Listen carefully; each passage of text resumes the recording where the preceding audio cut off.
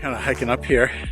The path is all cement, but it's kind of fun because we're winding around these cement bends, kind of winding onto the ridge of the sandstone cliffs here. Just a really nice walk, incredible view over the park.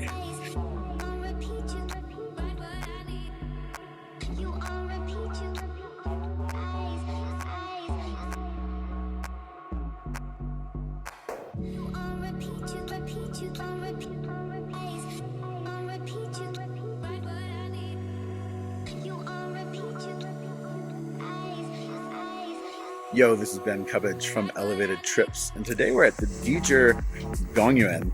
We're about 70 kilometers south of Xining, the capital of Qīnghǎi province. These beautiful red rock cliffs. It's kind of muted today, a little bit snowy, a little bit rainy. We just drove over some snowy mountains. We're here at this park, and we're going to explore this park today, and we're going to be checking out Guida, about an hour and a half south of Xining, and some things that you can see in Guida. We're doing a day trip from Xining.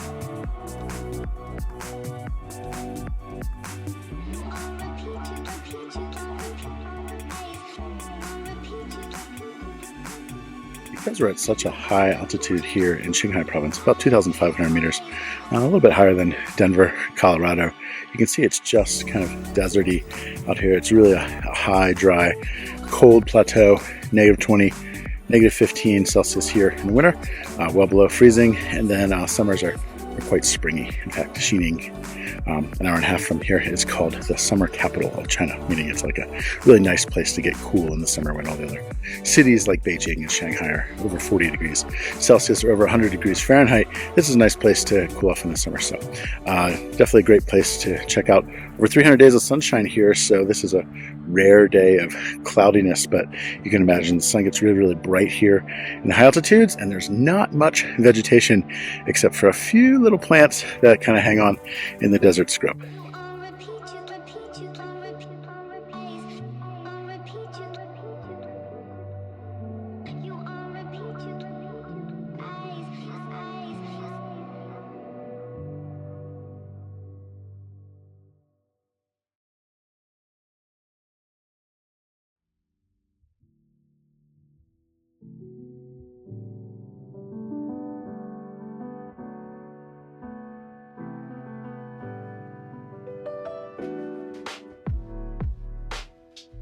Behind me, these trees that are just coming into blossom here in the first week of April. These are pear trees, and that's significant because Guida is actually called Lidu, or the capital of pears. So some of the best pears from all of Qīnghǎi province and all of Western China are actually thought to come from these little green buds right here, these trees. So if you're in Guida, make sure you check out the pears. They're really juicy.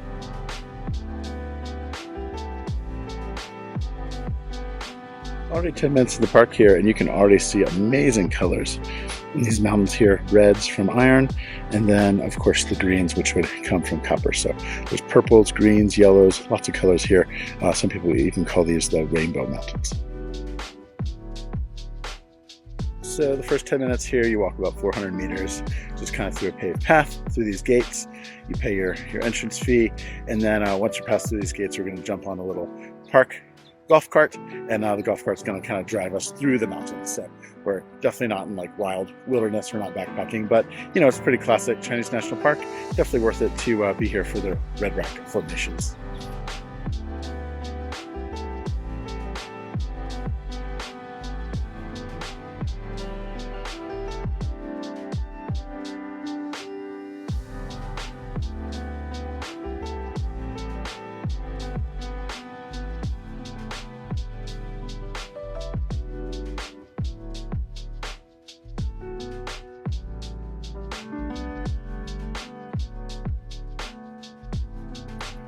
So it's about 20-30 minute walk kind of in to the canyon there, and then just walk back the same way. There's some ladies yelling behind me, trying to make an echo. That's great. There was no echo from them. But yeah, it's a little cement path here. 20-30 minute walk in, 20 minutes walk out. Not super wild. It's all some paved and cement. But I appreciate that because they're definitely decreasing erosion. These sandstone mountains, you just walk on the cliffs. You know, the cliffs are just eroding out from you right away. So they're really, really chossy. You wouldn't want to rock climb here because it's just so loose and gravelly.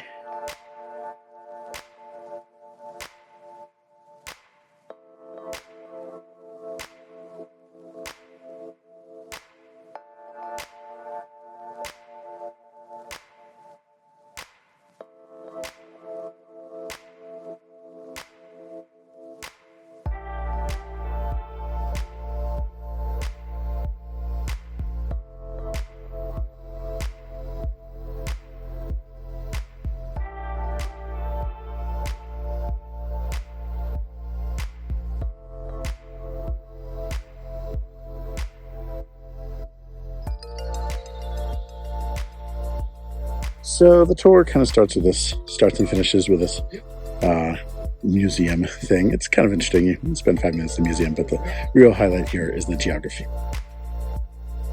Okay, so that's the park here near Guida, the Geo Park, as they say in China. So it's probably about maybe 2 hours of time.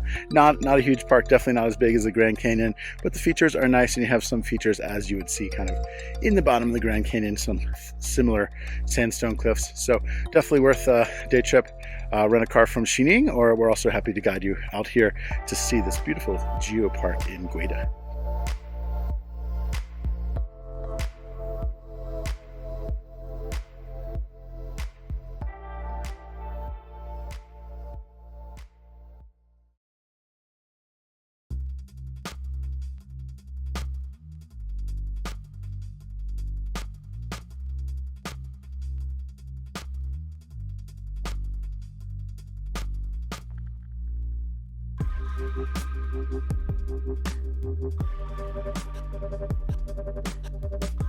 Okay, we're here on the banks of the Yellow River.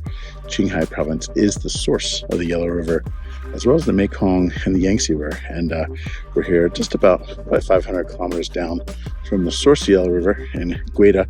And this is a super beautiful area to see the river. And Guida is a pretty low-key town. It's got a couple of hot springs, got a few little hotels, probably not more than 50,000 people in the town itself.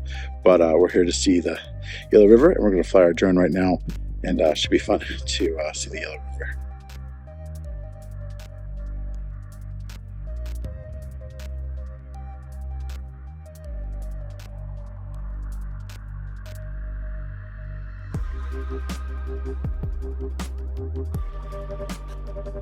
You follow this up about 500 kilometers, you come to these beautiful high-altitude, pristine lakes at 4,500 meters, over 14,000 feet in altitude. So it's really high and really extreme up there, but we're only here at about 2,300 meters, which is, about a little more than 7,000 feet. So that is where we are in the Yellow River.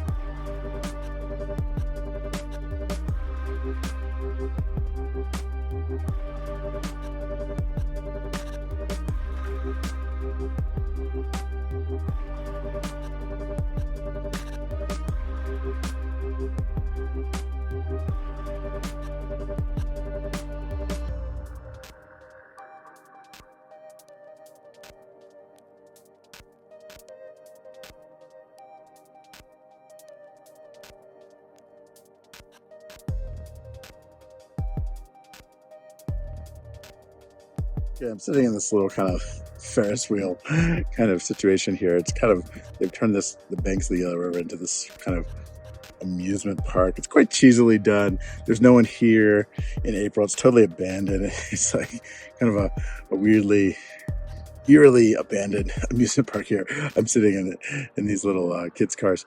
So this kind of tells you a little bit about China tourism. They're really trying to draw people to the banks of the Yellow River, but instead of enhancing the features of the river itself, they kind of just build these kind of cheesy touristy things here that don't really work and don't really fit in with the nature or the ecology. Classic kind of Chinese tourism, just trying to do something to promote people coming and something to kind of make it interesting, but it kind of turns out to be just kind of a little bit gaudy. Bumper cars behind me. Like I said, everything is just totally abandoned, not a soul in sight within 500 meters. And that's the Yellow River back there.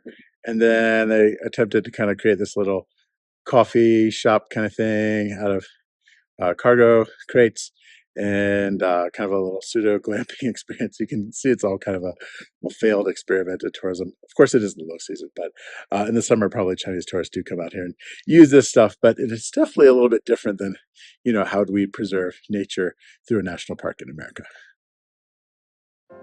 It's kind of an abandoned carnival scene here in Guida. And this kind of reflects a lot of these remote Tibetan areas that they're really trying to increase tourism. They're trying to bring people in, trying to do something interesting, but it just kind of ends up being this little bit of a cheesy, gimmicky, kind of plasticky, kind of carnival kind of thing.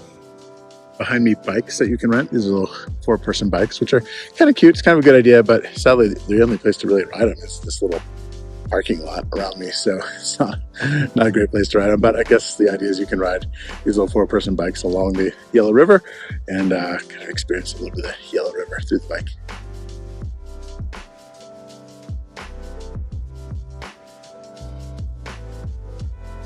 This is the boat dock for the Yellow River, so you can actually hire a little speedboat to take you out. You can see the boats, they're just in dry dock behind me there. So you can hire a little speedboat to take you out the Yellow River for about 30 minutes, and they just kind of do a little trip around and then bring you back. The quintessential rock here. This is kind of the purpose of many Chinese travelers, is to find the Yellow River and then to find the rock and then to take a picture of this. Most Chinese national parks and Chinese sites have such a rock with red characters written exactly in it, and generally the tourists get on the tour bus, take a little selfie with the rock and the Yellow River behind me, and then jump back on the tour bus, and that's kind of the sum total of what they experience on their tour, except, you know, maybe some Chinese food and some souvenir shops. So there it is, the tourist rock.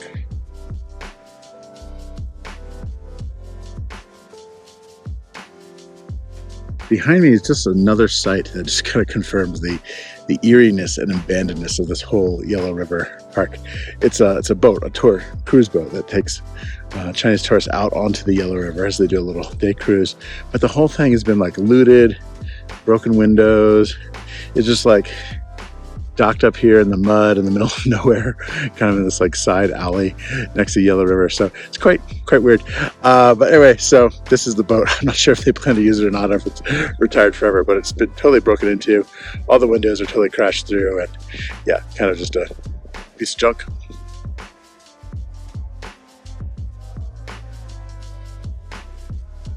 This has been Cubbage from Elevated Trips. Subscribe to our channel, give us a like, give us a comment what you thought about today's video, and if you'd like to visit these landscapes of Western China and Qinghai province, check us out for more in Tibetan culture and travel, elevatedtrips.com, and we'll see you later for more in travel.